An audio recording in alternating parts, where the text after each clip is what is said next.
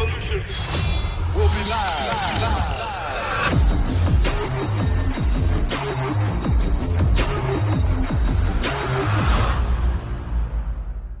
Assalamualaikum warahmatullahi wabarakatuh. Perkenalkan, nama saya Muhammad Yusran Irfa'ud Darajat, NIM T 2018-1072. Di sini saya akan menjelaskan tentang sebuah perencanaan pembelajaran atau RPP di Satuan Pendidikan SMA kelas 11 semester ganjil. Di sini saya mengambil kompetensi dasar, yaitu kompetensi dasar 1.2 tentang meyakini bahwa agama mengajarkan toleransi, kerukunan, dan menghindarkan diri dari tindak kekerasan. Di satuan pendidikan yang saya ambil di sini yaitu Satuan Pendidikan SMA Negeri 4 Jember, mata pelajaran Pendidikan Agama Islam dan Budi Pekerti, yang beralokasikan waktu 4 kali 45 menit atau 2 kali pertemuan, kelas 11 semester ganjil. Adapun tujuan pembelajarannya yaitu yang pertama, siswa dapat menunjukkan contoh perilaku toleran dan menghindari tindak kekerasan sebagai implementasi dari pemahaman Quran Surah Yunus ayat 40 sampai 41 dan Quran Surah Al-Maidah ayat 32 serta hadis yang terkait. Yang kedua yaitu siswa mampu menampilkan perilaku sebagai implementasi dari pemahaman Quran Surah Yunus ayat 40 sampai 41 dan Quran Surah Al-Maidah ayat 32 serta hadis yang terkait. Yang ketiga yaitu siswa dapat membaca Quran Surah Yunus ayat 40 dan 41 dan Quran Surah Al-Maidah ayat 32. Yang keempat yaitu siswa dapat mengidentifikasi hukum bacaan tajwid Quran Surah Yunus ayat 40 sampai 41 dan Quran Surah Al-Maidah ayat 32. Yang kelima yaitu siswa dapat menyebutkan arti dari Quran Surah Yunus ayat yang ke-40 dan 41 dan Quran Surah Al-Maidah ayat 32 serta hadis yang terkait tentang perilaku toleran, hukum, dan menghindari tindak kekerasan.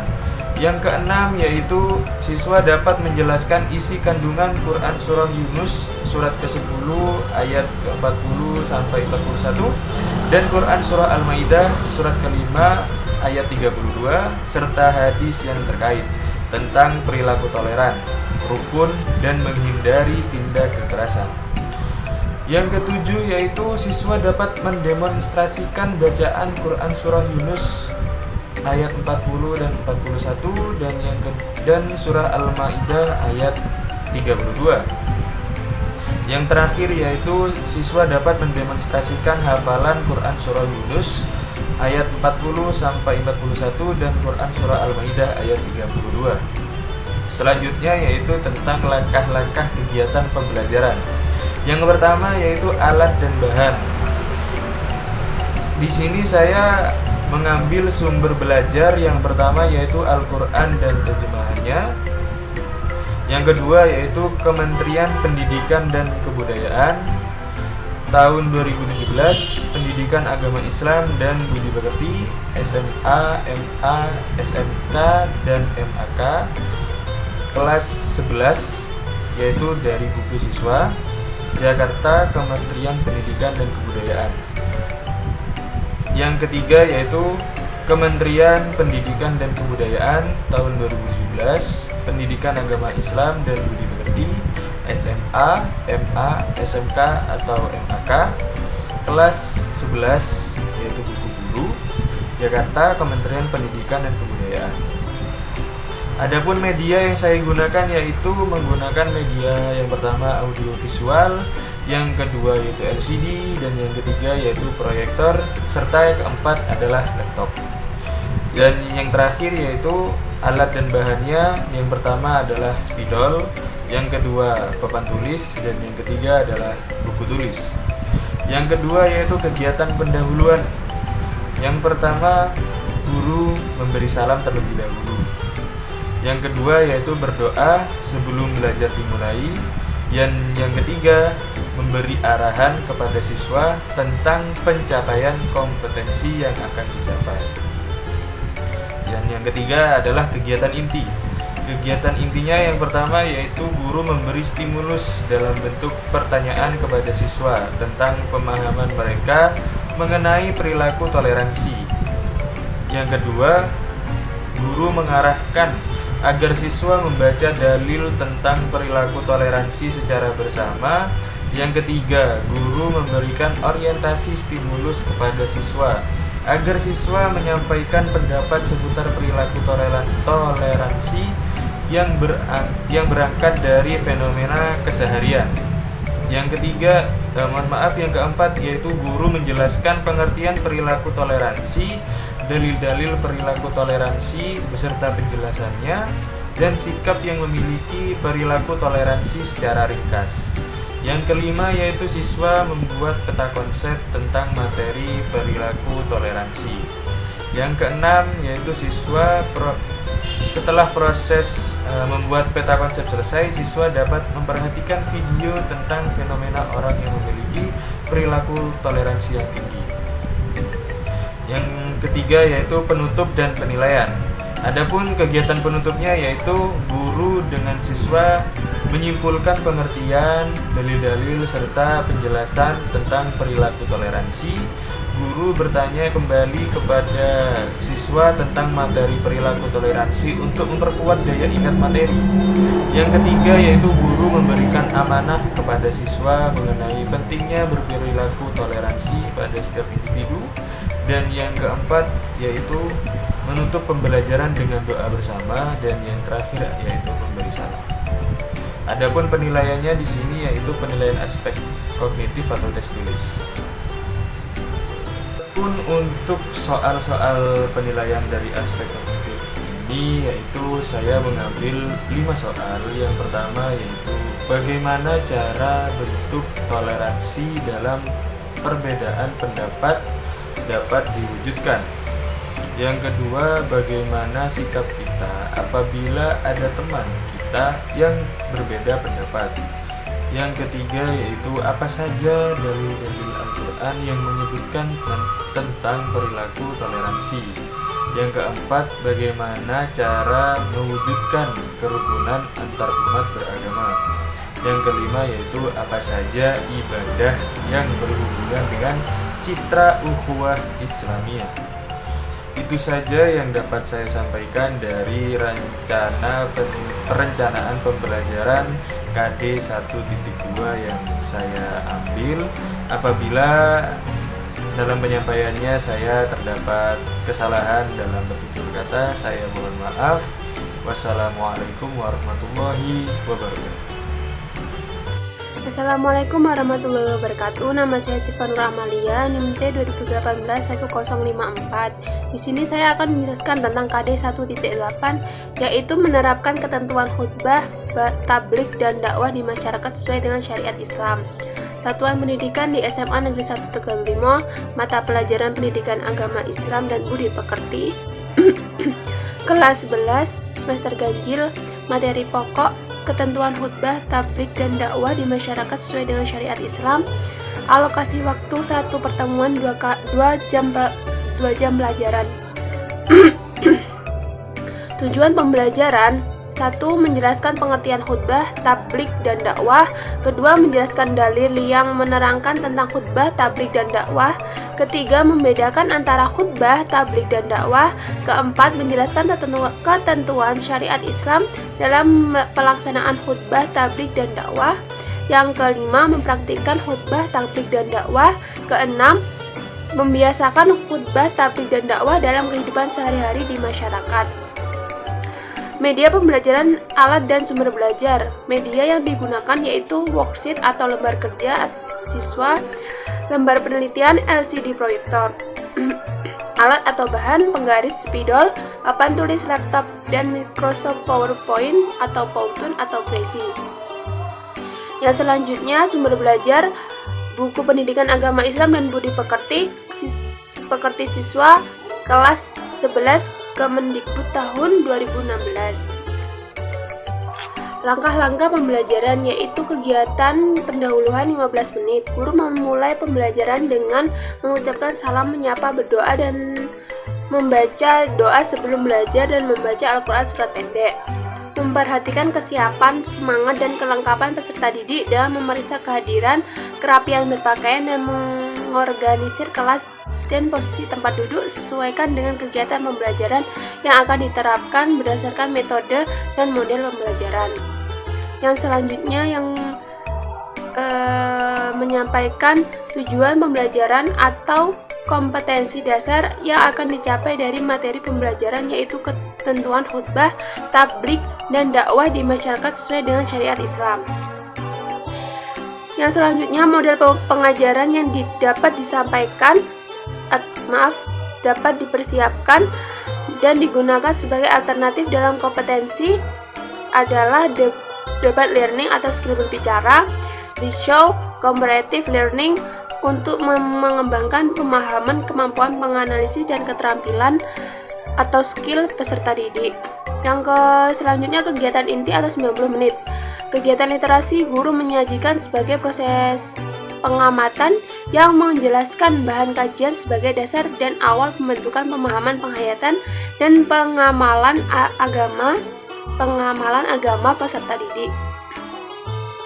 Critical thinking, guru memberikan kesempatan untuk mengidentifikasi sebanyak mungkin hal yang belum dipahami, dimulai dari pertanyaan faktual sampai ke pertanyaan yang bersifat hipotetik.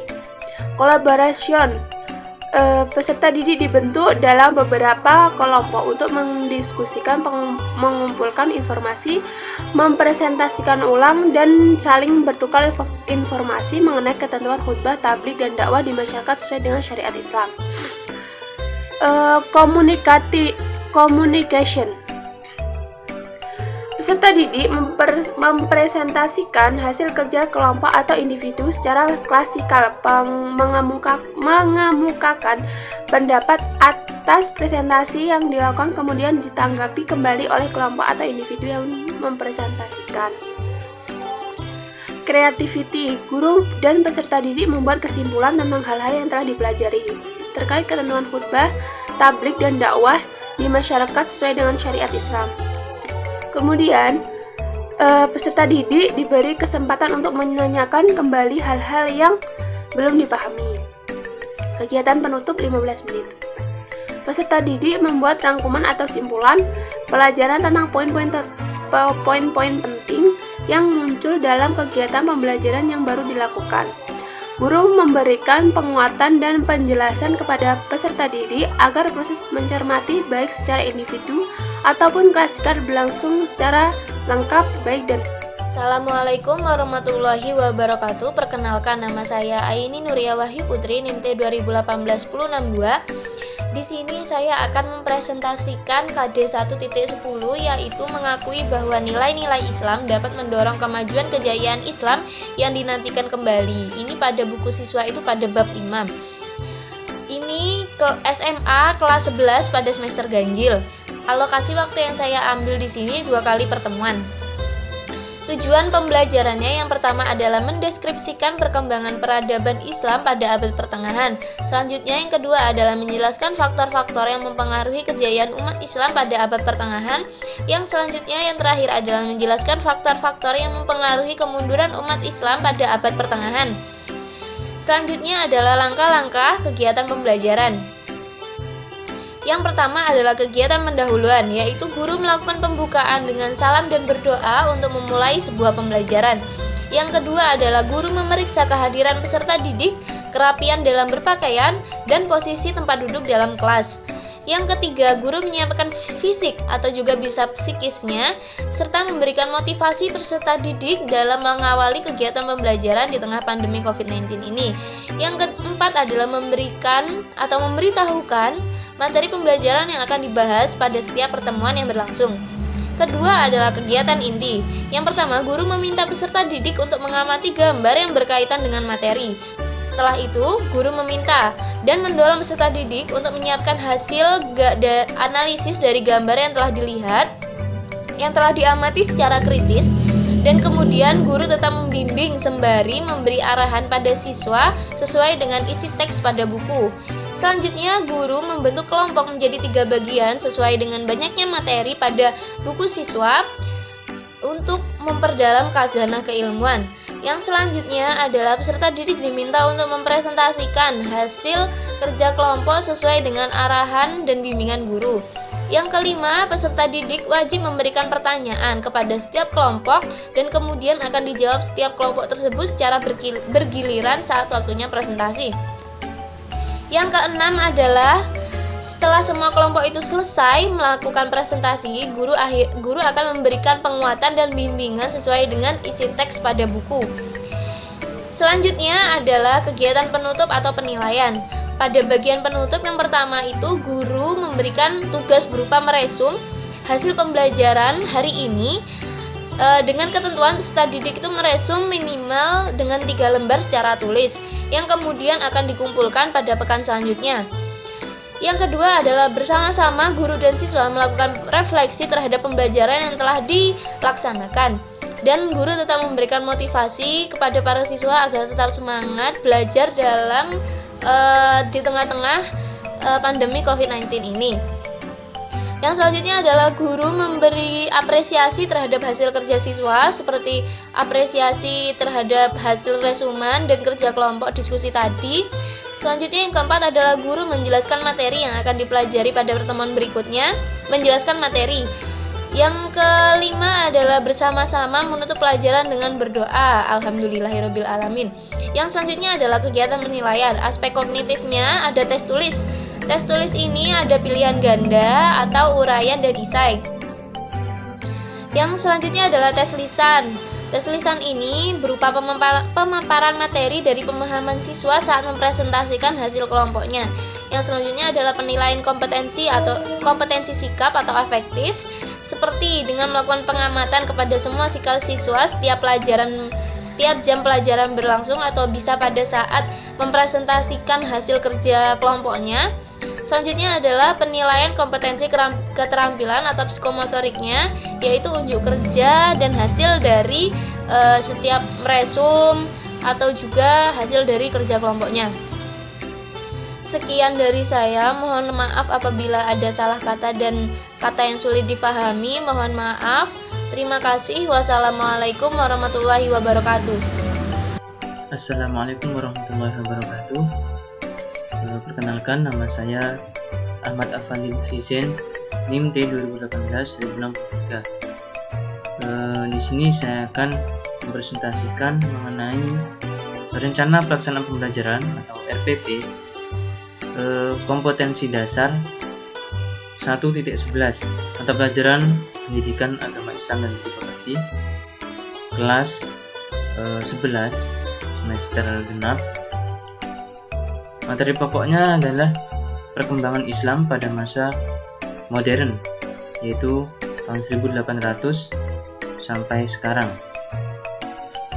Yang pertama yaitu tujuan pembelajaran. Pada RPP ini tujuan pembelajaran meliputi 1.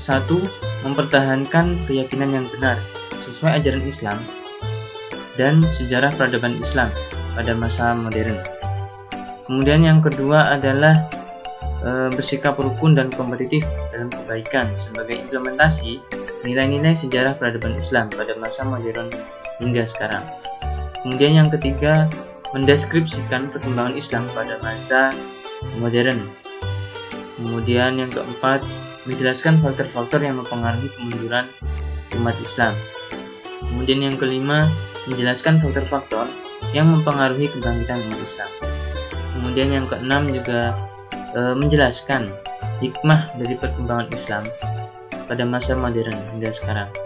Kemudian yang ketujuh yaitu menganalisis faktor-faktor yang mempengaruhi perkembangan Islam pada masa modern hingga sekarang. Kemudian yang kedelapan, menganalisis hikmah dan manfaat dari faktor-faktor yang mempengaruhi perkembangan Islam pada masa modern. Selanjutnya yang ke-9 yaitu menyimpulkan hikmah dan manfaat faktor-faktor yang mempengaruhi perkembangan Islam pada masa modern. Kemudian yang ke-10 adalah menyajikan paparan tentang faktor-faktor yang mempengaruhi perkembangan Islam pada masa modern hingga sekarang. Kemudian yang ke-11 menyajikan paparan tentang hikmah dan manfaat faktor yang mempengaruhi perkembangan Islam pada masa modern hingga sekarang. Kemudian yang ke-12 adalah menampilkan sikap semangat, menumbuhkan ilmu pengetahuan dan kerja keras sebagai implementasi dari semangat umat Islam pada masa modern hingga sekarang. Selanjutnya yaitu langkah-langkah pembelajaran. Dalam kegiatan pendahuluan ini yang pertama yaitu melakukan pembukaan dengan salam, membuka dan juga berdoa untuk memulai pembelajaran dan juga memeriksa kehadiran siswa. Kemudian mengaitkan materi atau tema kegiatan pembelajaran yang akan dilakukan dengan pengalaman peserta didik dengan materi atau tema kegiatan sebelumnya, serta mengajukan pertanyaan untuk mengingat dan menghubungkan dengan materi yang selanjutnya. Kemudian juga guru harus menyampaikan motivasi tentang apa yang dapat diperoleh dari mempelajari materi ini, yaitu perkembangan Islam pada masa modern hingga sekarang. Kemudian menjelaskan hal-hal yang akan dipelajari secara singkat atau secara umum terlebih dahulu. Kemudian masuk kepada kegiatan inti. Yang pertama yaitu ada kegiatan literasi. Jadi peserta didik diberi motivasi atau rangsangan untuk memusatkan perhatian pada topik materi perkembangan Islam pada masa modern dengan cara melihat, mengamati, dan membaca melalui buku ataupun tayangan yang ditampilkan. Kemudian yang kedua yaitu kegiatan critical thinking. Di sini guru memberikan kesempatan pada peserta didik untuk mengidentifikasi sebanyak mungkin pertanyaan yang berkaitan dengan gambar yang disajikan dan akan dijawab melalui kegiatan belajar, khususnya pada materi perkembangan Islam pada masa modern. Kemudian selanjutnya ada kegiatan collaboration, yaitu peserta didik dibentuk dalam beberapa kelompok, mendiskusikan, mengumpulkan, dan juga mempresentasikan ulang dan saling bertukar informasi mengenai materi tersebut. Kemudian communication, yaitu peserta didik mempresentasikan hasil kerja kelompok yang sudah didiskusikan tadi, kemudian mengemukakan pendapat atas presentasi yang dilakukan, kemudian ditanggapi kembali oleh kelompok lain. Kemudian creativity. Di sini guru dan peserta didik membuat kesimpulan tentang hal-hal yang telah dipelajari terkait perkembangan Islam pada masa modern. Kemudian peserta didik kemudian diberi kesempatan untuk menanyakan kembali hal-hal yang belum dipahami. Kemudian kegiatan penutup. Di kegiatan penutup ini yang pertama yaitu peserta didik dan guru merefleksi kegiatan pembelajaran. Kemudian peserta didik dan guru menarik kesimpulan dari hasil kegiatan pembelajaran. Kemudian guru memberikan penghargaan atau reward atau pujian misalnya pada kelompok yang mengerjakan tugasnya dengan baik. Selanjutnya yaitu poin terakhir yaitu penilaian hasil pembelajaran.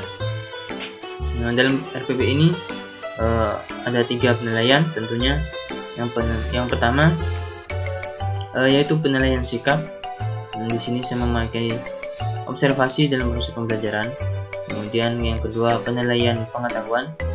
Di sini saya menggunakan tes lisan dan juga tes tulis bentuk uraian. Kemudian yang ketiga yaitu penilaian keterampilan. Di sini saya memakai penilaian praktek. Mungkin itu saja yang dapat saya sampaikan, kurang lebih mohon maaf. Assalamualaikum warahmatullahi wabarakatuh.